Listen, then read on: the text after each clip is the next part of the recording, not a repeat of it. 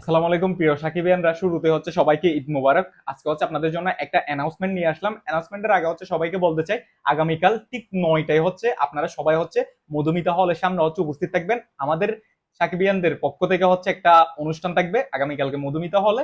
কি থাকতেছে সেটা হচ্ছে একটু সারপ্রাইজ, আগামীকালকে আপনারা হচ্ছে গেলেই দেখবেন। এবং ঠিক 9টা বাজে হচ্ছে আপনারা স্পেশালি হচ্ছে মধুমিতা হলের সামনে গিয়ে হচ্ছে উপস্থিত থাকবেন।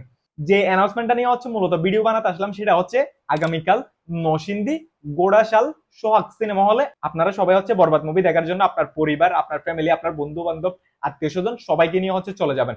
এবং এই যে আপনারা ভিডিওটা দেখতে পাচ্ছেন, এটা হচ্ছে সোহাগ সিনেমা হলের একটা ভিডিও ফুটেজ।